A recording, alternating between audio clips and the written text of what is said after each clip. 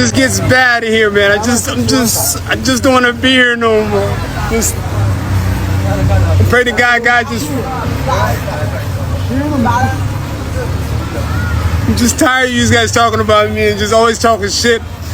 You guys just don't even know how to just leave me alone. I'm just so tired. We should throw the hell out of our country. Let me just tell you something. We don't want those people. Does that make sense? You know why we don't want them? Because many have been no good. In this country, we do not blame the lawlessness of an individual on a whole community. What we also know is that there is not a single evidence that the president or his coolies have put forth that there are any single resource from taxpayers in Minnesota that has gone to aid and abate terrorism. Americans, they don't even know their fathers. They don't even know their fathers. It was all of them, most of them were the product of one night stand. One night stand. They would tell you, I don't know my father. Well, who named you? Whose name are you carrying? Well, my mother chose his name for me. And I don't know. Is that what we want for our ummah? No. كلهم أو معظمهم أبناء الزنا. So you all know black. Minnesota Somali is facing deportation, and suddenly it's black unity, this black solidarity that. But hold up, weren't these the same folks telling us they're not black, not Arab, just Somali? The same community that voted for Trump, pushed anti-blackness narrative, and told us we could get deported. Now ICE is at your door, and now you remember we exist. Not family. This ain't unity. This is convenience. See, card marked down to me, sir, and for national black Americans, we are taking notes. This right here is the masterclass in political consequences they should have learned years ago. Stick around because this lesson is selective blackness, is one for the history books, and I'd like us to talk about it. Watch these clips and then I'll be back to discuss the whole gist with you guys. When they was telling black Americans that they could get deported, remember 5 minutes later. When they're saying they're going to deport me, knowing full well that you cannot deport an American citizen. Now, if Ilhan Omar, a Somalian refugee, can't get deported, a black American most definitely can't get deported. We being Community leaders, business leaders, and youth leaders from the Somali community and from the Muslim community in Minnesota. And we're gathered here today to fully support and endorse President Trump. We're not black, we're not Arab, we're Somali. Let me start off by why we're not black. This is black, this is brown, and there's not a single person in the world that's this skin color. Do your research. Black is the absence of color. It's what you get when there's no color. It's what you get when you turn off the light. You get black. And yes, I know we are Somalis, not black. There, I said it. Somalis are not black. I keep screaming this from every mountaintop I can. That's Hassan Ali, and this is Ilhan Omar. We know who Ilhan Omar. Hassan is the president or prime minister of Somalia. They had a roundtable meeting with nothing but Africans talking about getting in to American politics, but understanding that they are 100% Somalian and they will never change.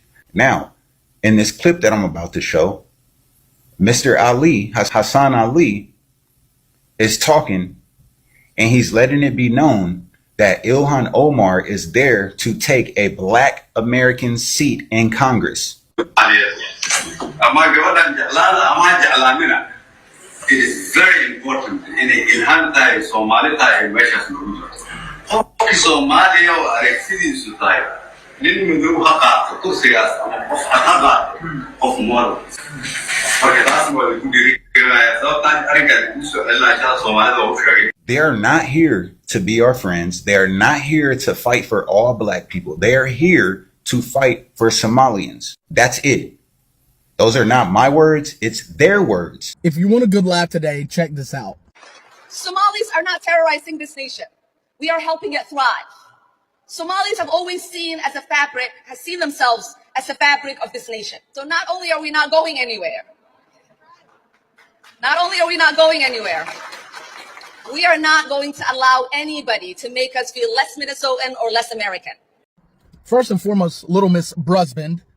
I don't feel American. I am American, so no one can make me feel less than or less like something that I already am because I was born that. And the real problem stems from the fact that you believe that you are the fabric of this nation. By the way, that metaphor refers to people that share fundamental structures, values, beliefs, you know, culture and all this stuff. Didn't you come from Somalia, where the country's major fabric is Islam, what holds that nation together? And in Islam, you either convert or die.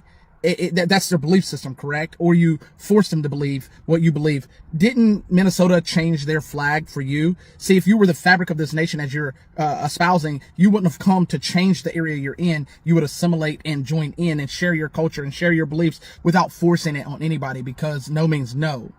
But you guys don't believe in that. If I don't believe what you believe, you say I should die. So please miss me with that. Have to understand that members of Congress can't be impeached. You know, when you have Nancy and Randy saying, you know, we're on it, we're going to impeach her, when they're saying they're going to deport me, knowing full well that you cannot deport an American citizen. Ilhan Omar, the cracks are beginning to show. Now that you are on Trump's radar, I think you are starting to become very afraid. You're starting to panic. It looks like you are terrified and you feel some sense of threat. And honestly, you should be. In this country, we do not blame the lawlessness of an individual on a whole community. What we also know is that there is not a single evidence that the president or his coonies have put forth that there are any single resource from taxpayers in Minnesota that has gone to aid and abet terrorism. That language is dangerous. That language puts the lives of Somalis not only in Minnesota, but across the country in danger. And if the president believed that and he had evidence, he would take people to court. So we are sick and tired of the president waking up one day and deciding to put forth falsehoods and demonize whole communities, while the ignorant people that support him then take the lies that he's spreading and use it as a fact. We've seen it during the campaign, where he said Asians were eating cats and dogs. We've seen his vice president repeat those lies. We've seen the media run it as a headline as if it was a fact. That is shameful.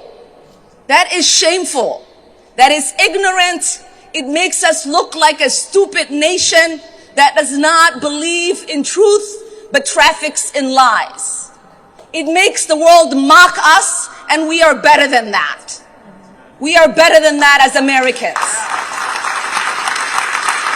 We should throw the hell out of our country. Let me just tell you something. We don't want those people. Does that make sense? You know why we don't want them? Because many of them are no good, and they shouldn't be in our country. What do you mean by those people? Can you The clarify? people from different countries that are not friendly to us, and countries that are out of control themselves. Countries like Somalia that have virtually no government, no military, no police. All they do is go around killing each other. Then they come into our country and tell us how to run our country. We don't want them. How many countries roughly? You got to talk up. She said how many countries? Is there a list of... Well, I guess we gave you 19, right? And there's probably more than that. Is that what you mean when you mean third world countries, those 19? No, I don't think they're all third world, but in many cases they are third world. They're not good countries. They're very crime-ridden countries. They're countries that don't do a good job. They're countries that don't register from the standpoint of success. And we, frankly, don't need their people coming into our country telling us what to do. When you talk about and I'm talking about like Somalia, where you have a congressman goes around telling everybody about our Constitution, and yet she supposedly came into our country by marrying her brother. Well, if that's true, she shouldn't be a congressman, and we should throw her the hell out of our country. So my question is to the Somali brothers and sisters. So right now you're all blacks. That's the question that every black American community member right now is asking as they watch the Somali deportation crisis unfold in Minnesota. And before anybody comes for me, let us be clear. I'm not celebrating anybody getting deported. Human rights matter, yes? But what I am doing is holding a mirror up to the political games that guard us here. Because here's what's wild.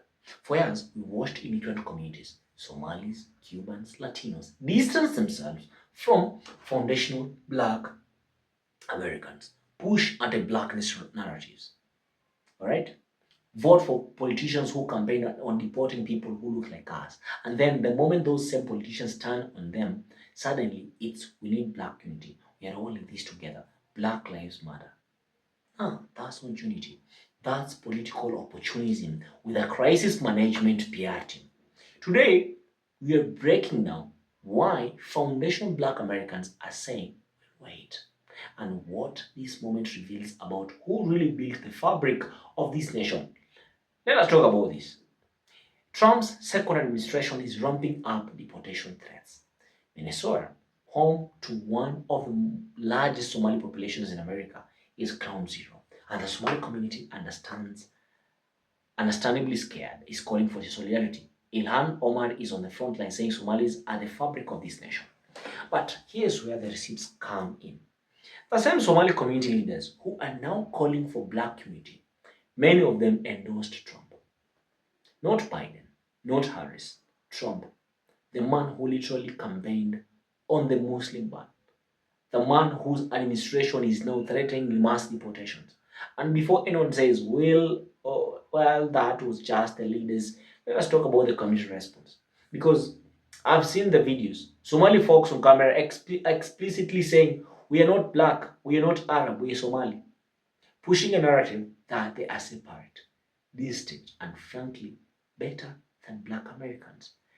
There was even commentary about how black Americans could get deported as if the black American citizenship, their blood in this soil meant nothing. So forgive me if I'm not rushing to the front lines when the same people who alienated themselves from us during voting season suddenly want to claim unity during deportation season. Let me break down the three major problems with this whole situation. Problem number one, selective blackness is not unity. You cannot spend years saying we're not black and then pull out the blackness card when it's politically convenient for you. That's not identity, that's a strategy. You're just doing it for something to survive. And foundational black Americans see right through it. We watched Cubans do this after decades of anti-black Cuban politics, voting red, distancing themselves from civil rights movements. The moment Trump started threatening the status, hey, black people, remember we are all POC, right? We watched Latinos do this. Supported Trump in 2016 and 2020. Pushed we are not black, we are Latino. And then when deportation wrapped up, that has a black unity. We are all minorities. And now we are watching Somalis do this. The pattern is clear, and black Americans are no longer playing the game. Then we have problem number two. You can't claim the fabric while rejecting the foundation. Ilhan Omar saying Somalis are the fabric of this nation. Let me tell you something. Those words matter and they're not used to claim. The fabric of this nation was woven by enslaved Africans who built the economy with their bare hands. The fabric of this nation was stitched together by foundational black Americans who fought in every war, marched for every right, bled for every piece of legislation that made it possible for immigrants to even come here safely. Somalis arrived in the 1990s. That's no shame. That's a fact. You cannot equate 30 years of immigration with 400 years of foundation. That's not how this works. And when you try to claim our legacy while simultaneously rejecting our identity, that's not solidarity. That's cultural theft with a political agenda. Problem number three, political karma is always real. And here's the part that's hard to hear but to be said. This is a lesson in political consequences. You voted for the man who said he'd deport Muslims. You supported the administration that trained on America First nationalism. You distanced yourself from the one community that has always fought for civil rights, justice, protection for all black and brown people, and for national black Americans. And now, the same administration is arching up, and you're shocked. Why are you shocked? This is not me being cruel. This is me being real, because if we don't learn from this moment, we are doomed to repeat it. The lesson here is simple. When you align with oppression because you think it won't touch you, you're making a bet with the devil. And the devil always collects. Let me make this personal for a second. I grew up in a diaspora household. I know what it's like to navigate multiple identities. I know the pressure to assimilate, to distance yourself from blackness, because society tells you that's how you get ahead. I have seen family members do it. I've seen friends do it. But here's what I also know. Foundational black Americans didn't have that choice. We couldn't switch out of our blackness. We couldn't say we are not black. We are Somali. We are Kenyan. We are Nigerian. And avoid discrimination, we had to fight for voting rights, for housing, for education, for the very civil rights infrastructure that allows immigrant communities to thrive today. So when I see immigrant groups distance themselves from blackness until they need black solidarity, it is different, because it feels like using a toolkit you didn't build and then refusing to acknowledge the builders. And I get it. There is complexity. Somali identity is real, cultural pride is real, but you can honor your heritage without erasing or rejecting the people who paved the road you're walking on. Wait. Here's the emotional truth that nobody wants to say out loud. Foundational black Americans are tired. Our brothers and sisters are tired. They're tired of being the coalition, tired of being the fallback, tired of fighting for everyone else's liberation while our own communities crumble, tired of watching other groups climb the ladder for American success and then kick it down behind them.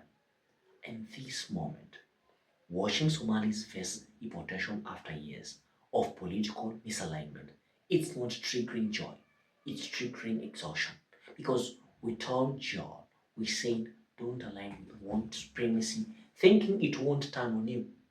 We said, black unity means standing together before the crisis, not during. But nobody wanted to listen. And now, instead of solidarity, what you're getting is observation. Not because we are heartless, but because sometimes the best teacher is the consequence. They say, express the best teacher. So we go from here. First up, to Somali community and all immigrant groups watching this, real solidarity starts with accountability. If you want black unity, you have to be black unified, not just when it benefits you. That means voting with us, fighting with us, claiming us even when it's not convenient. Number two, to foundational black Americans, this is our moment to set boundaries. We can have compassion without compromising our standards. We can support human rights without consigning political opportunism, and we can demand reciprocity in our coalitions. Number three, to everyone else, this is a lesson in political literacy. Know who you're voting for. Know what policy you're supporting, and know that you are aligned. When you're aligned with systems of oppressions, those systems will eventually turn on you too. The fabric of this nation is woven with black blood, black labor, black struggle, and black resilience. And if you want to be part of that fabric, you need to honor the thread that came before, because unity is not a card you pull when you're scared. Unity is a practice you commit to when everyone else is safe. And until immigrant communities understand that, foundational black Americans will be right here, watching, learning, and taking notes. This is a critic, and that's my commentary. I hope to see you